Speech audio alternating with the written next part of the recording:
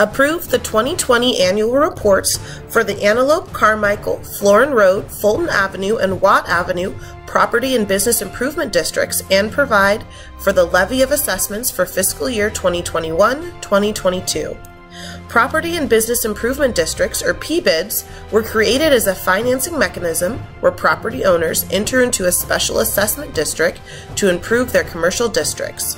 All right, next up is the other half of that household who is also managing a PBID, and that is Rebecca Evans. And the CHP, the Sheriff's Department, that when all the craziness was happening, we were able to just get together and just collaborate. There's just a lot of partnerships that have been created. With that also, I'm going to let... It's being widely broadcasted by our law enforcement and the DA if we can get that chronic nuisance offender program back, which I don't know to what extent you would influence that. This is a judge's decision that put that in place. But okay, our next individual CEO is Chris Evans with the Antelope PBID, close to my heart. Taken a careful study of the district, and we've got a 5-year plan which ultimately ends in renewal. But all the way along the way, we handle about 240 calls. Our security team handles about 240 calls a month.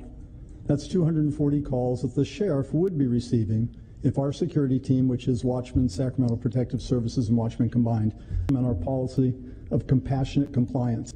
We went through the entire district and we looked at everything to see what we could do to make it better. And we've eliminated, of 4 high traffic areas where we were having problems, homeless problems, 3 of them are gone.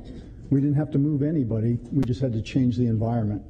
Of my $180,000 I spend in security, 25% of it is spent on the same 4 to 6 people. We get consistent calls on the same 4 to 6 people, and until we can do something to get them the help, I'm going to continue spending 25% of my $180,000 budget on chasing the same 4 to 6 people around. In closing, and we also use for homeless outreach the ripple effect. Now, the ripple effect, for those of you who don't know, is a very small organization run out of the 80-watt district. And frankly, the nicest way I can put it is it's a whole bunch of old people trying to do a lot of good work. And some days they're there at 10, and some days they're there at noon, and some days they're there at 2, but they're always going to be there to help. And that's what we use. And we shovel a lot of people over to the ripple effect. They do the analysis, and we get them into the system. Of course, mental illness is a huge problem. But one thing that I really don't hear mentioned too often is much of the mental problems we deal with on a daily basis have been brought in by drug addiction. Mm-hmm. They're drug addicts. They're homeless because they're drug addicts. They're not drug addicts because they're homeless.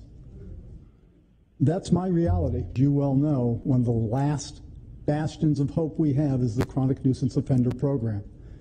We need that desperately to keep the PBIDs operational.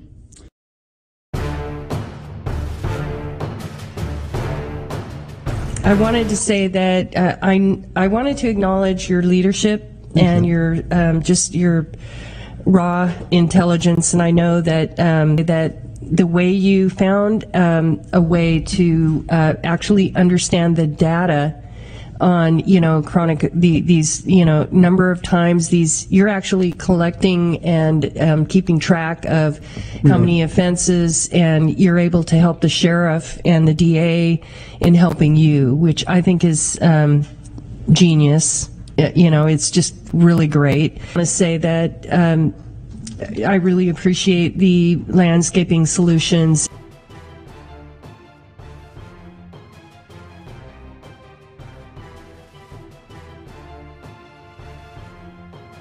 Some things coming down the pipe right now with our crisis response system, with our encampment team being expanded, and navigator program being expanded.